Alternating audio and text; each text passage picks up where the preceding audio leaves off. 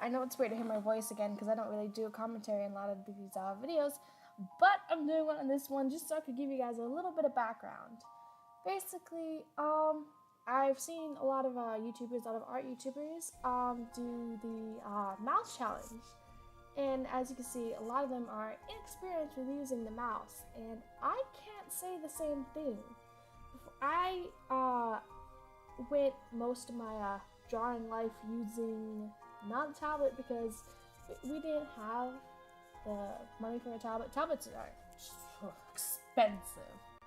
Honestly, the first time I ever got one was only a couple months ago, and it's what I've been using to this day.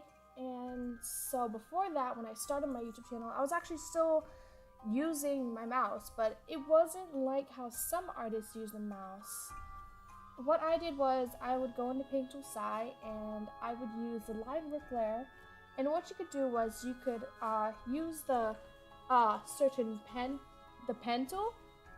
I think it was the pen tool, and you can like just click a dot. It makes a line for you. Click a dot again, and then you can curve it and bend it from there. Because if you guys see my old my oldest videos on this channel, you only see the coloring portions of the videos.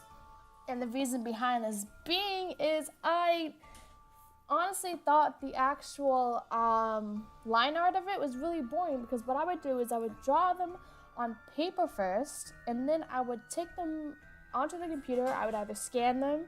I scanned them for a while, but scanning is a hassle, and so I just started taking pictures of it, because like it doesn't have to look pretty if I'm just gonna trace over it. So I drew them on paper, and then I went into Jacksepticeye and traced over them using Sid line tool.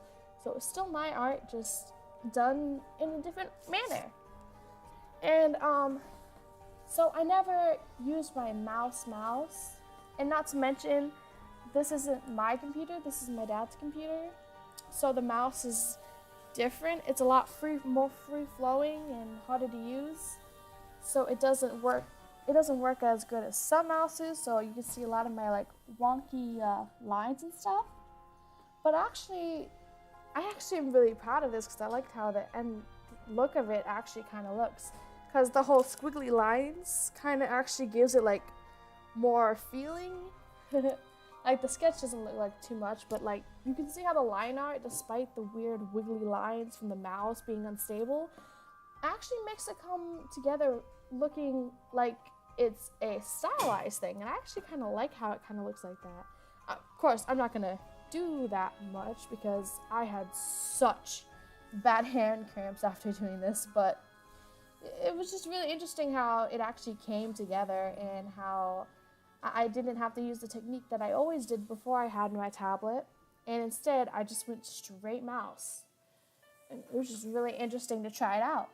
But as someone who's done this before, it wasn't exactly the most challenging thing I could have done. I'm still going to try to do some other challenges that I've been meaning to get to, like I think the No Control Z challenge I've been wanting to do, because I've done the one layer challenge, which it actually didn't turn out that bad. It was a very cute Dartrix, and it made me realize that was my favorite sun and moon starter. But yeah, you guys remember that. But I'm gonna do more challenges, because I just think they're really fun to do, to just try as an artist. Also, a quick tip to those of you that are I'm sorry guys, I'm annoying, I stutter a lot. I'll try to edit this stuff around, but honestly I'm using something that doesn't even cost money, so it's not like I'm using professional equipment here or something. Basically, a tip to those of you who are still mouse artists, you can't afford a tablet, or you just don't have one right now for whatever reason. I'm sure there's plenty of them. Mine was mostly financial. I didn't really care, because I eventually got one a few months ago from and the Wacom Intuos is only $80, so if you need a starter tablet, that's really good, and it's Wacom, so you know, people say that stuff's reliable. I'm not exactly sure what to say to that, but you know, it's pretty good, and I love it. It's my best friend. It lets me draw things.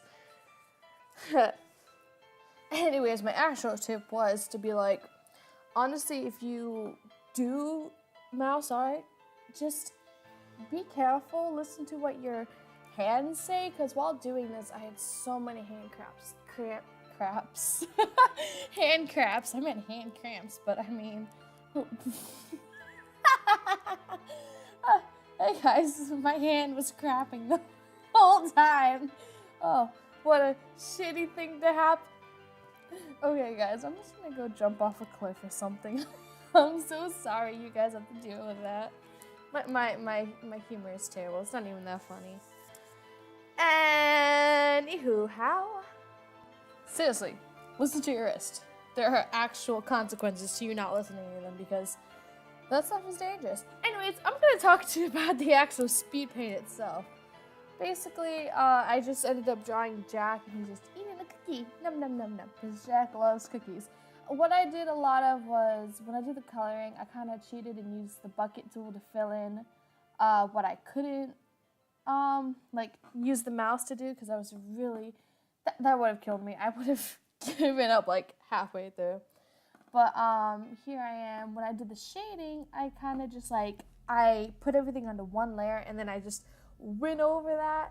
And so you see me just like erasing a lot of the stuff that I didn't want in there, and it would like overlap onto the layers, but I would get rid of a lot of that just so it would look a lot neater.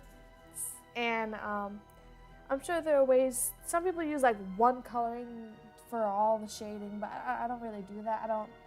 It depends on the drawing. If you have a drawing that can look good while doing that, then go ahead and do it. But this was a drawing that was just kind of something I didn't feel like it would fit with the actual style of it. But basically what I did is I had to go back over and erase everything, and then I had to erase all the edges to make it look like there was actual pen pressure, when in fact there was not. So I actually did this when I did use the mouse. Before I had my tablet, I would use when I did shading, and without the tablet you couldn't really have nice cell shading, because I like doing, what I do when I shade, I do a mixture of cell shading and soft shading, and it actually comes out with a really nice effect. So what I had to do was I had to make the really nice, not the really nice ones, but like the big blocky things, and then I had to go over it with eraser and then fill in all the spots that the eraser messed up, and yada yada. And I used a lot of the blur tool. I do use it here too, but honestly the blur tool isn't that bad as long as you don't just use it to like airbrush shade and stuff, because that can just make a drawing not look so well. Here at the end I'm just putting on some overlays just so it looks a lot cuter.